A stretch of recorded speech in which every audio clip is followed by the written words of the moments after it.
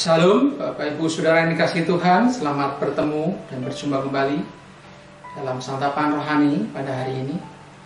Kita bersyukur kepada Tuhan karena kasih dan rahmat-Nya yang selalu baru setiap pagi. Bapak Ibu Saudara yang dikasihi Tuhan, sebelum kita belajar firman Tuhan, kita akan berdoa terlebih dahulu. Bapa yang di surga, di dalam nama Tuhan Yesus Kristus, kesempatan yang baik Tuhan berikan kepada kami untuk hidup pada hari ini. Dan kami sebelum melakukan aktivitas kami akan dengarkan firman Tuhan. Roh-Mu melingkupi kami, menguasai kami, sehingga kami boleh mengerti akan kehendak-Mu. Ialah roh hikmat Tuhan curahkan bagi kami semua. Kami sambut firman-Mu di dalam nama Tuhan Yesus Kristus. Amin. Saudaraku yang dikasihi Tuhan, kita akan belajar firman Tuhan dengan saya beri tema berkemenangan saat menghadapi masalah. Berkemenangan saat menghadapi masalah. Kita akan baca dalam kitab Perjanjian Lama, yaitu kitab Mazmur 2 ayat 7. Kitab Mazmur 2 ayat yang ke-7. Demikian firman Tuhan. Sekarang aku tahu bahwa Tuhan memberi kemenangan kepada orang yang diurapinya dan menjawab dari surga yang kudus dengan kemenangan yang gemilang oleh tangan kanannya. Amin.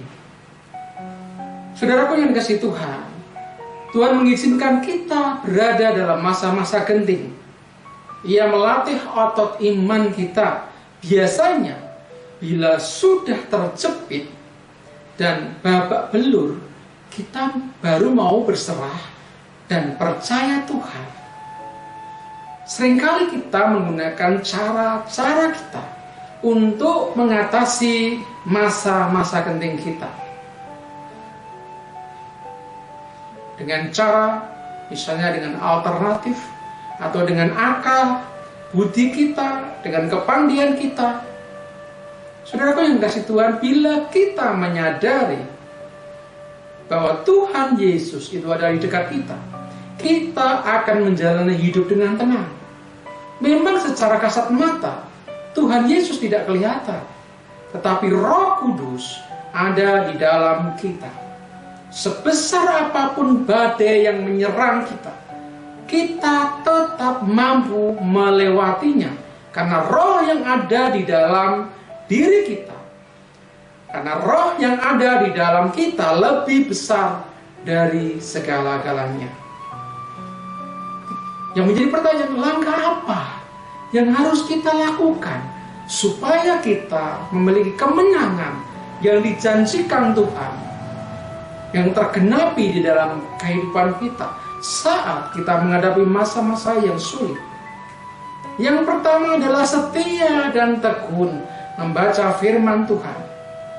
Jangan anggap ringan perihal membaca firman Tuhan, mau membaca Alkitab. Mungkin kita berkata pasti bisa kulakukan, namun seberapa lama kita konsekuen dan konstan melakukannya, tetap melakukannya? Berapa lama kita membaca Alkitab setiap hari? Alkitab adalah firman, dan firman itu Tuhan Yesus.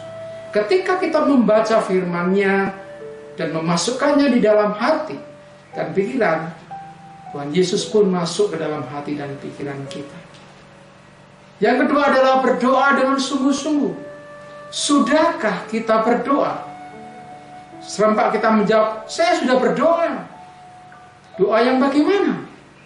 Alkitab berkata, Yakobus 5 ayat 16b, doa orang yang benar bila dengan yakin didoakan sangat besar kuasanya.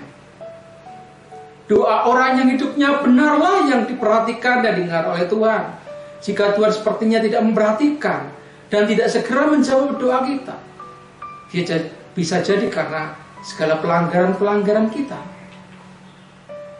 Karena dalam firman Tuhan dalam kitab Yesaya 59 ayat 1-2 tertulis, Dalam firman Tuhan, demikian firman Tuhan, sesungguhnya tangan Tuhan tidak kurang panjang untuk menyelamatkan, dan pendengarannya tidak kurang tajam untuk mendengar. Tetapi yang merupakan pemisah antara kamu dan Allahmu ialah segala kejahatanmu, dan yang membuat dia menyembunyikan terhadap kamu, sehingga ia tidak mendengar ialah segala dosamu. Yang ketiga, hidup dalam pertobatan senantiasa. Bertobat berarti menanggalkan manusia lama, mengenakan manusia baru. Setiap hari, pertobatan adalah kehendak Tuhan yang utama. Tanpa itu, kita tidak akan bisa menikmati janji-janji Tuhan. Saudara yang dikasih Tuhan, ada 3 hal. Tidak ada masalah terlalu sulit bagi orang percaya, asal 3 hal tersebut menjadi bagian dalam kehidupan kita. Yang pertama tadi, setia dan tekun membaca firman Tuhan. Yang kedua, berdoa dengan sungguh-sungguh, dan hidup dalam pertobatan selalu. Tuhan Yesus memberkati. Amin. Bapa yang di surga, di dalam nama Tuhan Yesus kami mengucap syukur untuk firman-Mu pada hari ini. Biarlah firman-Mu akan terus menghidupi kami di sepanjang jalan hidup kami, supaya kami menjadi orang-orang yang terus berkemenangan di saat kami menghadapi tekanan hidup. Terima kasih Bapa, tunjuklah langkah kami dan berkatilah kehidupan kami sepanjang hari ini. Kami menyerahkannya di dalam nama Tuhan Yesus Kristus. Amin.